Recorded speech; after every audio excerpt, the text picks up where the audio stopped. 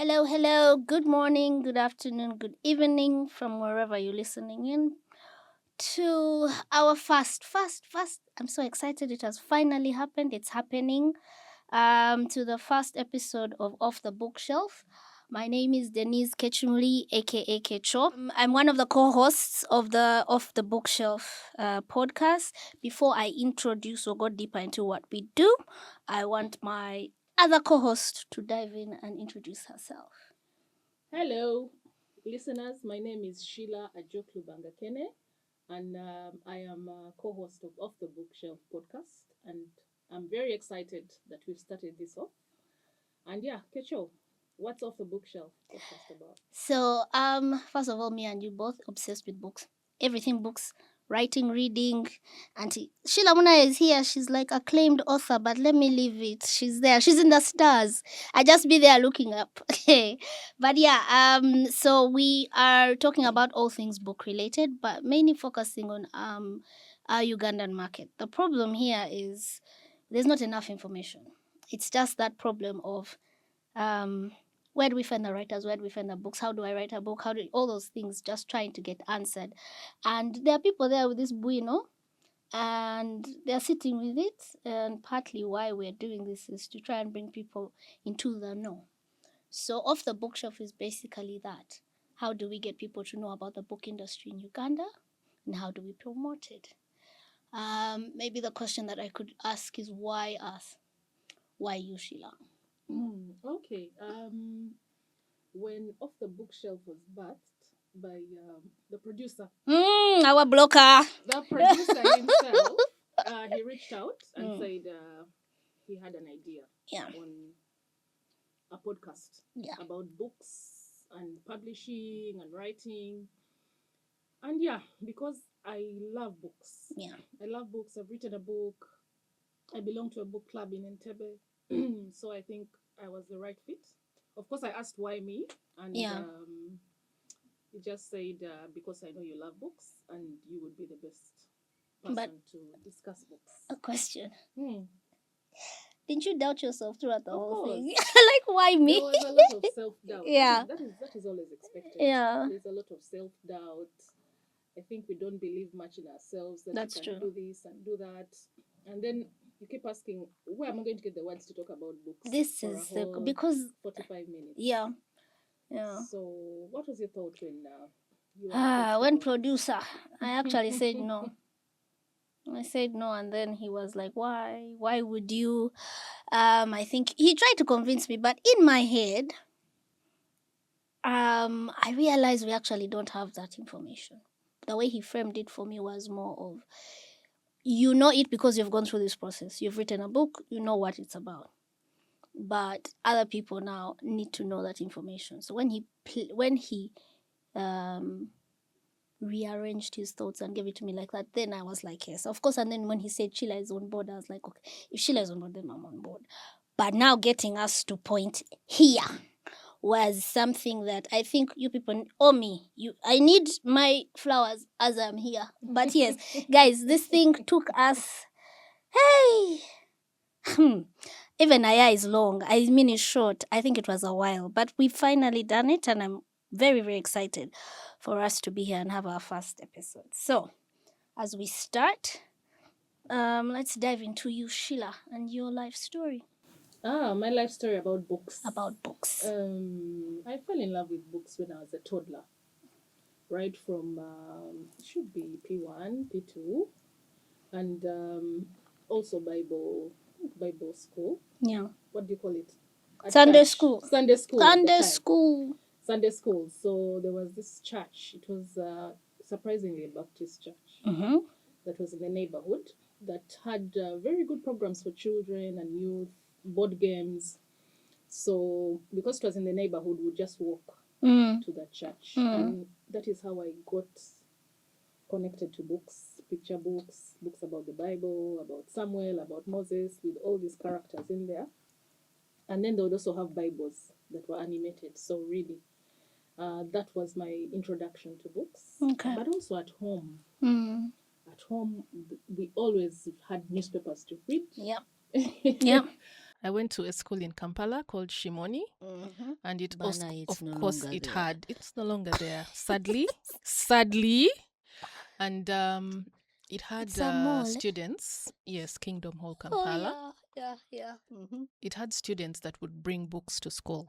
There was always that would call them the rich students whose parents would come back from out of the Outside country countries. with books, and it had these pictures and cartoon characters, and we would dig into those books somehow. We would read them, and then it also went on to high school. I remember a friend of mine. Your school didn't have a library. We had a library, but It was for those textbooks. books were old. Oh, but there were books in there. But there were books in Okay, there. thank you, because I was like... There were books in there. Okay. But I vividly remember high school. There was a friend of mine whose mom lived in the UK. And she always shipped books. Yes. So she was our rich friend. And one book I remember that was very, very popular at the time, was Sydney Sheldon books. Yes. So we would really swap, we would really rotate the books amongst us, the literature students who loved reading. Mama. During the prep time, we would put another book on top of it and just read. Then you would also have a torch in your bed in the night, and you're reading because you have to exchange. This person has booked it. And I remember we would review the books after. The characters. Who was your favorite character? What did you think about this person? And I didn't know then that it was grooming us for other things. It was grooming us on how to debate. It was grooming us on how to analyze. And that for me was a time of my life that really had a very good impact. The effect of swapping books made us fast readers. I realized this recently because I finish a book every Monday. I start in the morning because my nothing day, and then I pick whichever book. My TBR it's now a stand. Do you understand? Like we have done 2 lines going. I'm like, God, we have to finish. But for those who don't know, TBR is to be read. Your list, you have a list, but now there's physical books, which you buy and you start stacking them. So what books shaped your childhood, Kecho? But I was not in your era. Kubanga, when you said Sydney Sheldon, I was like, this is my big sister's era. So me, I'm in the famous 5, Nancy Drew, that's where I am. But before that, of course, it's a Peter and Jane. 1A, 1C. Do you remember those things? Yes. Yeah. Then my parents are both teachers. So my dad is a professor, my mom is was a lecturer. So we grew up with books around us. Like, I don't know how to tell you that I feel uncomfortable in places where I don't see books. I'm just like, what's wrong with you people? So we had books and we had movies. Those are our shelves, right? So we learned to read by reading to my mom. So she would get a book when she's ironing or doing chores, and she'd say, sit. Now, there, of course, the hard words. And she'd say it out loud. Say it out loud. So we learned how to enunciate and how to read. Generally, I think even that's where public speaking also came into the play. Confidence. Yeah, to start. So the Odyssey, those Greek mythologies, I read them. I used to read them to her out loud. I remember that. And then I never even knew you're saying Odysseus and all those names. And now they are the in thing. But back then I was like, I don't know why you're telling me to read out loud for you. So yeah, then of course I started school. The first school I went to was Nakasero Primary School. I won't say anything. Why? Tell us. I don't think we didn't have a library. I won't lie to you. We had textbooks. We didn't have a library. I can't tell you that I read any book there. Teen Wolf, nothing. I did not. But I was there P1, P2, P3. P4 I moved KPS, and I had arrived. I was now in the rich kids. The rich children. Yes. And they had a library with books. So now the thing was, because remember those books used to come out, like the famous 5s, they'll come out like in series or sequences. So if you read, like, let's say The Secret of a What, then now the next one would be a follow-up to this one. Then there's a time even Nancy Drew and Hardy Boys crossed into each other's. And so whoever borrowed the book before you would do, because you'd stay with the book for a week, and then we had to summarize. That's also helped us to think about what it is that you found interesting in the book, analyzing, like you said. So we picked, for me, that was my favorite subject. In fact, when they'd say library, that was the first there, but of course you say math, and I was like, what is this stuff? But I really, really enjoyed, and I credit my parents for putting that into us, the love of reading. My dad used to come back, when he traveled, come back with magazines. And you know how magazines always had that article which somebody has written, and different, like the KQ magazines, the flight in-flight thing. The in-flight. So you're reading about nature, you're seeing what, and then somebody has written something about like Kenya, like Nairobi, the streets of Nairobi or something like that. So I think my parents had the contribution to it, to my reading. Then of course S1 was Kaboja. I don't know how to say it. The guy, our headmaster, Kena Folder, was a Canadian, so I think he came with a trailer of books. We read books. The books were there, but I think high school I banged a kalala. I think I paused core. Yeah. I can't say that I read many books in high school, but there was time for reading. So and most times it was go to the library, pick a book, and then for your own. You're not being examined or anything by it. So that was something that I really, I don't think high school I did so much reading, but primary I did a lot of reading. And it's surprising, yet that was supposed to be the most stressful time, right? And high school was chiller, but high school I think other things entered, boys, what? So the teenage problems. Yes, the teenage problems. But then of course now when you get into VAC, S4 VAC is when now I was like, bring it on. That's when now I think I started reading philosophical books. Yes. Because now my dad was like, Hati, frontal lobe. Yeah, we need to push. Yeah. So I started reading Socrates. You start Aristotle. Yeah. Those yes. So and then my brother pulled in comics. So the Marvels, the DCs, what was that? My good Lord, how is it going? Asterix. So now we'd start. But on campus, we genuinely had an exchange program. Like it was too addictive. Someone would say, no, so-and-so has the book. If you go to them, then... Because also comic books follow each other. Yeah. So when because we grew up on campus. So when I got into high school, that's now my comic book era. That was actually where that's why I didn't read many books. I remembered because I entered into comic books. Yeah. Then there was Archie. Yes. Oh, please. Who we were all there waiting for him to date. Pick the girl and we move. Yeah. So yeah, mainly that was it. That was it for me. Did you ever use the libraries in Wandegea? I remember there were libraries in Wandegea. Those ones had the Mills and Boons and whatnot. Yes. They were like for the older kids who were allowed to get out of the gate first. First of all, if they found you out there in Wandegea, you'd have to explain yourself how you got there. Yeah. Okay. So it was only the older people who'd go. Or if you had a sibling and you wanted to borrow a book, they would borrow it for you. Yes. Yeah. And then you'd live there. What was it? Was it our swimming card? There was something that you'd have to leave there. And it was very precious to us. Kovanga, man. People would be reading quite quickly. I realized that exchange thing actually really did affect how fast you read books. Yes. Because there are people somebody can read 200 pages, they're taking a month. What's wrong with you? Yes. Like finished. Get overdone with it. But, I know. Yeah. So that for me, yeah, those are the books. That's how my reading started.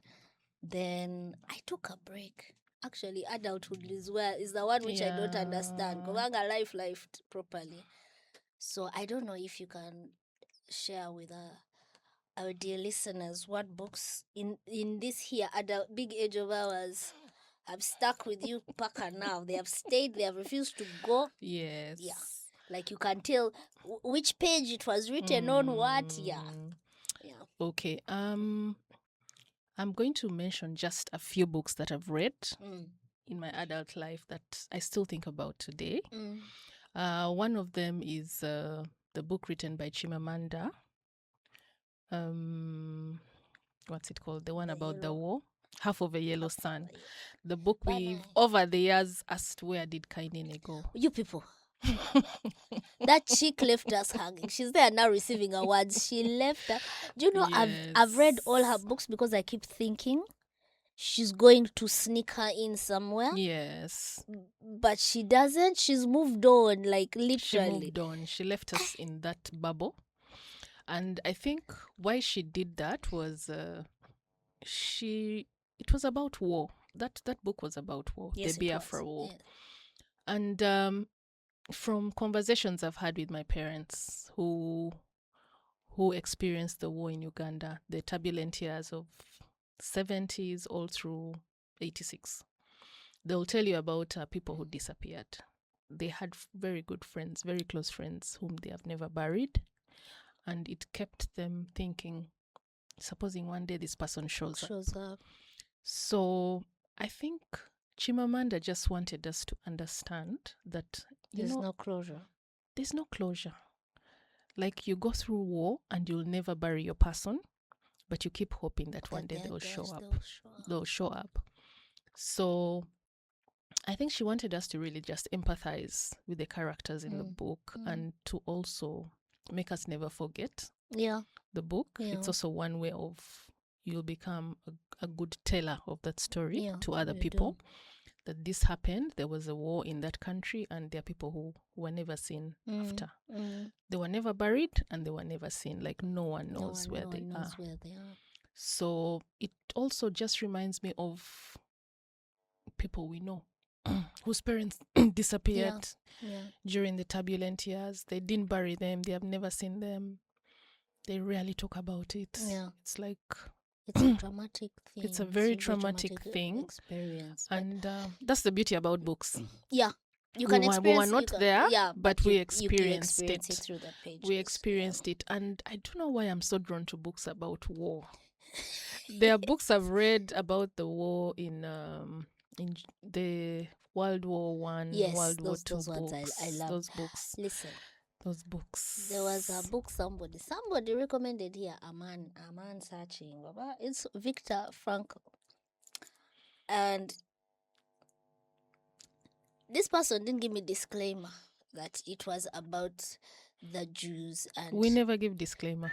We just tell you read. We recommend. Book, I read it and I kept writing to him and I'm like, nah, what was the point of recommending this book? Why did you?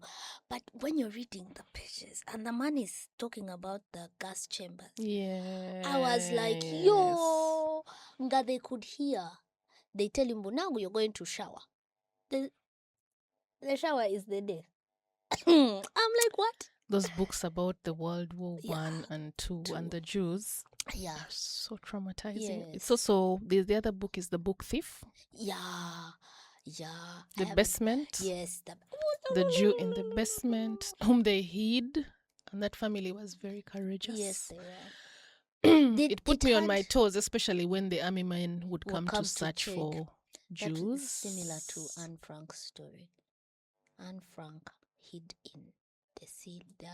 Of course, now the story is coming out that Anne Frank was not a real person, and it was but I liked the storyline that these are Germans hiding Jewish families. Because imagine being in a room like this, and there are like 3 families: mother, father, son, daughter. Mother, father, the other one, and their lives every morning. My good Lord, you guys, routine. When they tell you routine helps you stay normal. There's a guy who jumped. He ran out. He ran out. He said, let them kill me. Let them take me. I can't do this. Because I think also them being on eggshells, you're just there, like they're coming. Shh. You can't even look out a window. There's that time when they open the window for the sun. Hey, friend, the mother is just like, close the curtain. They will see you, and then you never knew which neighbor was going to snake and say there are people in the thingy. Those stories, and when you're reading them, you're there, you're in the... I love such books which take you to the place, because so when I'm reading books like now as an adult, I even get the descriptions. I get different actors, and I'm like, this is the person who's acting this thing, and this is them, so that I can visualize them better, right? Is that something you do? Yes, I do. I do that a lot. Even the characters, the way they are described. Yes. And then you're like, this would be I know this someone about I know. You like books where they're describing the road, the street, oh my God. There's which book did you recommend to me? I'm like, to the place. I'm like, but do you know how long it took me to understand 4 blocks in American thingies? Friends, I was like, blocks nichi mungambire, because when I would read, so there are books, I fell in love. There's a season I went through John Grisham and Jeffrey Archer. I found them in my father's bookshelf. Yes, I found a collection. I said, now it is time. Let us dive. So the guys will be there, and they're saying the street lawyer, or not the lawyer, is walking down 4 blocks. I'm like, where? How many blocks? What are blocks? What are blocks? Somebody explain this to me. We didn't have Google then. Do you understand? I'd never been to America. So in my head, I was like, are blocks buildings? Are they? So So when we were watching, you were educated. Let me tell you something. When we would watch like Coming to America or movies like that, I'd be like, so is this apartment? This is the blocks? Yes. Is this what they mean? When they say the corner of 5th of and what, you can see the place, because even now, so for me there's an intersection between movies and books. Is I can see the place. If I can see the place, then I can understand whether you're in New York, are you Bronx, are you in where are you having this, where is this story, are you in London, which, when you say I'm taking the train, which train are you going through? Mayfair, where have you passed? And then you can see it for yourself, right? So it does they move you. Books like that, where the author has really grabbed you like this, and like, I'm not letting you go till the last page. So the war books do that as well. There was a book I read about the LRA war. That was one that I didn't. It has not left me the same. The Congo War. There was a book. Do Not Disturb. Do Not Disturb. I think it was 800 pages. It's a big book. And the way she writes it as a foreigner who's trying to infiltrate the intelligence and trying to understand the Kigali, Congo, Uganda connection. Now, if you're one of those people who's curious about literally what is it, that book moves you. It takes you on a journey, because there are things which you saw or you heard, like the genocide. We were there. Yeah, we were there. We were seeing these bodies on TV, and why the aid took forever to come, and when it finally came, it came with so many strings. But you are a kid, you don't understand that. Now you're seeing what it is, that this was actually a ploy. And the way she writes it, she's neither for the defending the Westerners, no, she's just putting facts. This is what happened, this is what I have, this is it. Now, books like that leave you now questioning, what else have they not told us? Which is the lie that they sold us, right? So when you read one, you want to look for all the other couple of books that are like that. So it's kind of like an addiction. It becomes now an addiction. So like with the war books, especially, wars which you know of, right? There's wars which you witness, then there's wars which you know of. Like when they say World War I, you weren't there. You weren't there when the prince was shot. You weren't there. But there are movies now that depict all that. So when you read these books, you can see what they're talking about, right? So they move you into that place. So but it's also not only just wars. There are some Bambi romance books. Yes. Right? Then there are those that war separates. The lovebirds who get separated by war. Yes. Then and for the good part, they end up reuniting. Then there are those who are reunited, and then they find the parents very ill. They can't even remember them. Then there are those who remember, but they have moved on. So it just teaches us about life. I think it's the grief, best way to be in someone else's shoes. How to get reunited. And then there are also happy books. I don't know whether you've read any happy books that you can remember. When I have a friend who says, Kicho, you need to put more happy books on your because on my status, so I put like the book I'm reading, or I will read in the month or whatever. It's like, can you try and just have a happy book? But do happy books exist? But they are there. Because I know good books usually have a fate. Fate creates a lot of big. So this is the thing. Who's writing this happy book? What place are they in? I keep telling people that authors, writers, creatives need pain to bring out masterpieces. Yes. So they have to go through some sadness, and as a writer myself, I paused at a certain point and I was like, I think I'm too happy. I'm in a good space now. I need pain to produce. And then there's a YouTube something that I watched, and the guy said it's because out of that comes there's parts of your brain that have to be ignited to actually produce that work. The dopamine, yes. Is it the dopamine? There's something that pushes you, and you even not that fear of sharing. You just write the book and publish or whatever, have it out there. But happy books exist. I just don't know. There are a couple of happy books, but even me, when I get them, I'm just like, I need pain. I need to see pain in ink and printed, because it also makes it. I think it's the human side of us. It shows humanity at the its resilience. core. Yes, because certain people go through so much, especially when they say, "Now this book is nonfiction." Do you have this thing where you feel nonfiction, that fiction is some fiction is nonfiction? Like there are certain books which you've read. Most fiction is nonfiction. It's nonfiction. They just don't know how to say why. This is the book and this is what it is. This is somebody's life, right? Yes. So they'll cover it under the whole fiction label, so that I think it's chewable. I think also for you who's reading, like speaking of Chimamanda, what was it? Purple Hibiscus. Purple Hibiscus was her first book, one of her was first it Americana? books. Trying to remember. Purple Hibiscus was about the girl whose father was a staunch Catholic, and she was raised in a very dysfunctional home. There's the one where Americana. That one felt a bit too personal.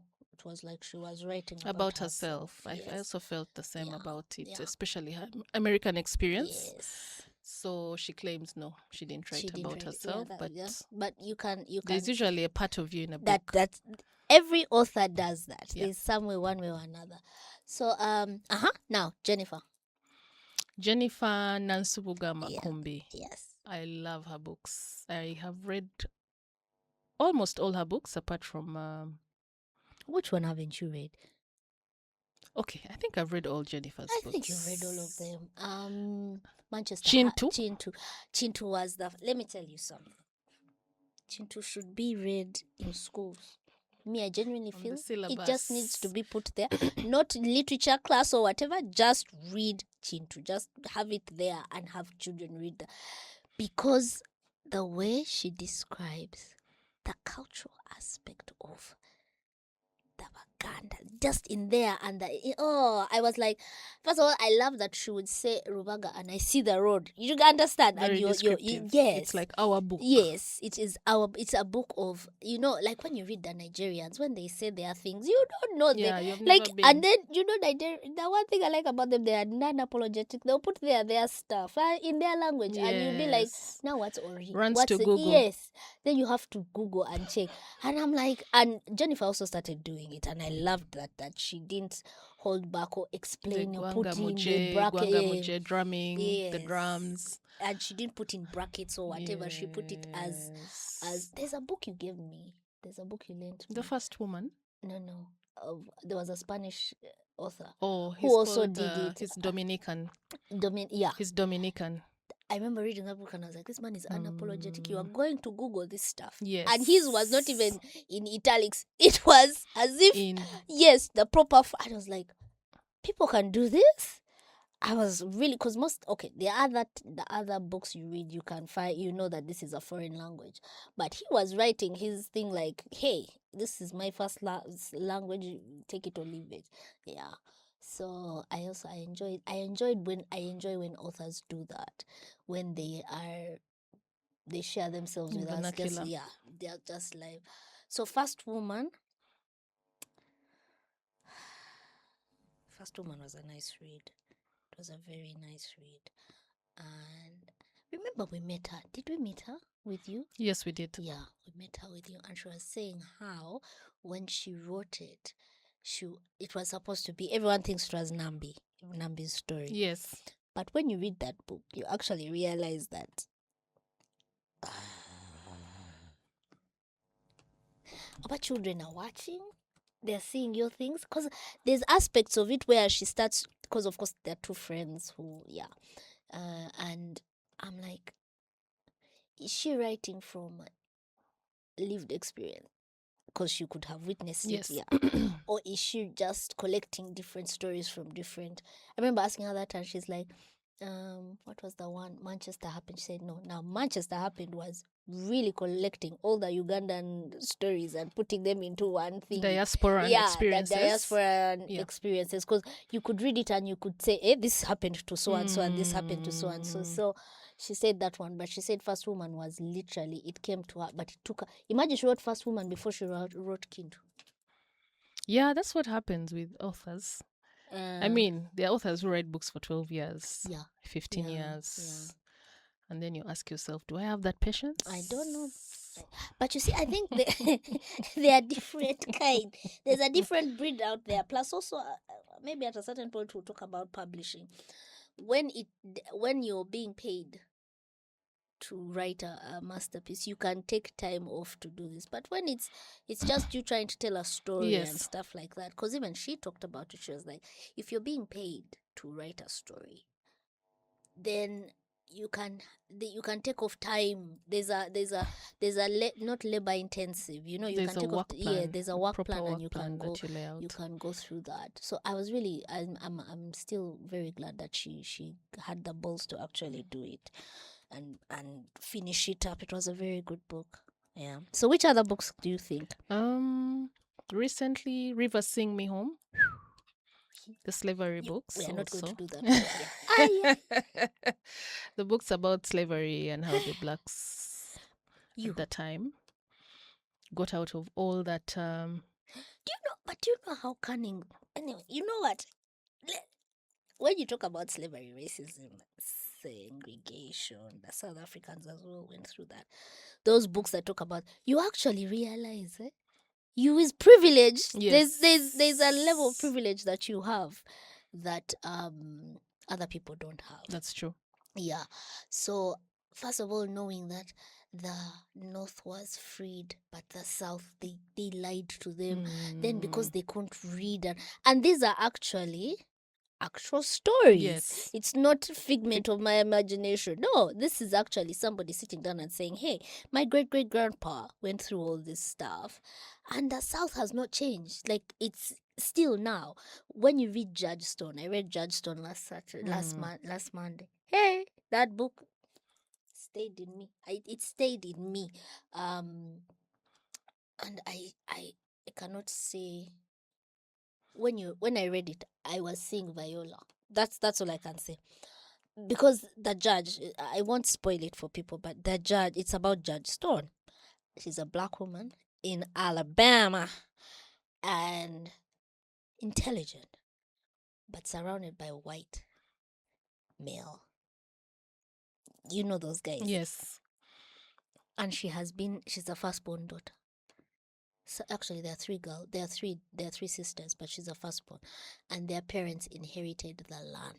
Let me tell you, when I was reading that book, I was just like, generally in life, everybody's dealing with some stuff, right?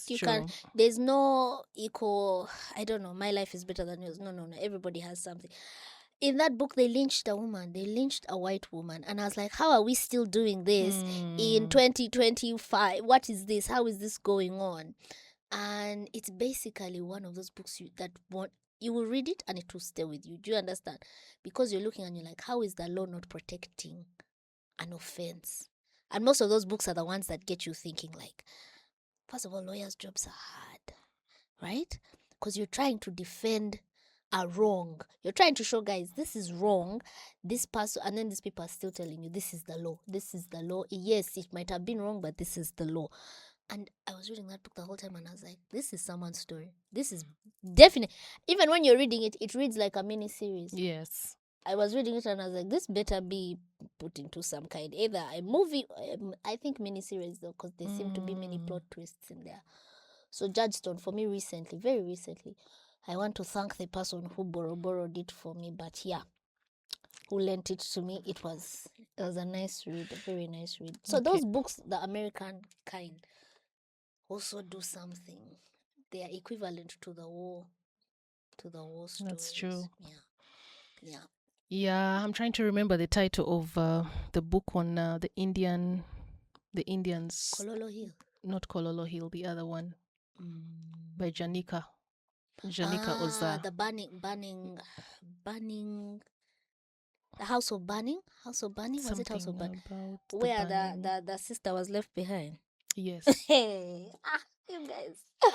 There are not enough books. There are too many books. There are not enough. The Burning something. It was the House of Burning or Burning. It was something, yes, but Janika Oza is the author. Yeah. The one about the Indians, how they came into East Africa. The building of the railway. She described that very nicely. She described it. You can tell Kenya, that was also something that was told to her. Yes. Yeah. It was a narration. It was a narration by her great-grandparents. Yeah. Yes. So, you met her? Yes, I did. Hey, mama. Hey, mama. We are here with celebs. I met her at a book festival in Nairobi, and when she was narrating the story, it's actually more of. It's so close to her heart because she got to interview a lot of her relatives and very many Indians settled in Canada who were expelled from Uganda, and Uganda was home. They were born in Uganda, they were raised in Uganda, they were denied documentation, and then they were expelled out of the country in 1972. So it was really, really, really heart-swelling. I remember a lot of tears were shed from even the audience. At one point, you could hear a pin. You could hear a pin drop, and it just goes to show you what it means for you to call home. The familiarity, growing up belonging, with the people, identity, and the toll it takes on you when you have to go and start a new life. And those are really good books. Yeah. It just makes us open our eyes and say we are so privileged. We are really privileged to be home. And stay grounded here and to have roots. Which is also the same. You can link that to the same problem with the Black Americans. Yes. That's why they have a struggle with who they are because they have no roots. They don't even know who came from where. You understand? That's true. And even there where they took them, they don't want. You understand? So you're neither there nor here. You know, and it does something to someone. But I'm glad that people actually sit down and take time to pen whatever it is that they're experiencing. Because when you were young and you were watching Roots, right? I thought Roots was just a movie. Kumbe, it's a whole book. So I grow up. I am now here adult, and I find the book. I'm like, let me write. The first page is his entire family tree, and I was like, this guy is so lucky that he could trace it. Yeah. But that book was written like in 1991, 1989. It was like a long time ago. And I was like, he's lucky that he could do that. But they don't have that experience. Most of them don't have that experience. So, Sheila, do you think you need to read to write? Of course. Do you? You need to read a lot to be a good writer. Okay. because reading makes us understand why you have to start a book a certain way. Basically, the chronology of a good book. Yeah. And of course, with writing, there are different steps. There's the step on the intro, then the story, telling the story in the middle, then how to build characters and how to do away with characters, and also, and most good writers are actually readers. They're intense readers. They're intense readers because you get to appreciate. You get to appreciate what it takes to write a good book. Yeah. When you're writing one your own. Yeah. And how hard it is. Yeah, I get that. Yeah. Okay. I don't know. There are some people I know who are trying to sneak in. They are trying to write without being readers. I see them, they are struggling. You're seeing sentence formation. What? You're like, Sebo, pick a book. It will help you. Pick a book. There's no shortcut here, right? Yeah. So I agree. I do. I agree with everything you've said. So how would you explain our reading culture in Uganda generally? Is there anything that is fostering or hindering our reading culture currently? Reading culture is, I don't know whether I would even equate it to a percentage or anything, but Ugandans read. They say that thing if you want to hide something from yes, Ugandans are readers. Ugandans are really readers. At least, okay, I've met and I've been in a community that loves reading, book club, and the book club thing is actually really, really gaining traction. It's actually peaking. It has picked up a lot, at least in different suburbs. Yeah. There are people who belong to a book club. They meet online to review a book. It's not status just. No, it's not about status anymore. Because we are past that stage of when you're in an argument or having an intelligent conversation. We no longer want the people who are going to say, Twaleri. Build your case. You need to build your case with information that's authentic. Yeah. So if you haven't read a book, and that's one thing we advise, we have a book club in Entebbe. We always encourage people to come when they have read the book. Yeah. We don't want hearsay of I read the blurb, I read the intro, I read the middle part. You need to know the book, right from page 1 to the end of the page, so that you understand and appreciate, basically. Yeah. And it's a sign of respect. Respect your fellow readers, so that at least you can have conversations that are going to help you. Yeah, and build, and also understand the importance of debate. Yeah. It's important for you to know that from this book, I have learned and I've understood that this happened historically, and I'm going to probably educate other people about it. Isn't it so nice when you're with people and then you pull out a fact and you look learned. With a bookmark. And your highlighter. Hey. And you're like, actually, let me tell you. I love it. It just shows Nasoma. Exactly. Yeah. So I agree. But they have book clubs have started picking up in UG. The thing that is failing us is libraries. I feel that that's something that has been erased, and maybe at a certain point we'll talk about what happened to the libraries. I just thought about it and I was like, when we were growing up, we had we even had, there was a white woman in the flats who used to open up her house every Wednesday evening for us to come and borrow books, and then, so, and they used to call her something. I'm trying to remember. She was just called Sister, I think. But she helped us build our love for reading. But I think as she was a reader as well, because when you'd enter her home, my friend, she had a shelf. It was like a wall. It was on the wall, right? Yeah. And those were, and then they were in different languages.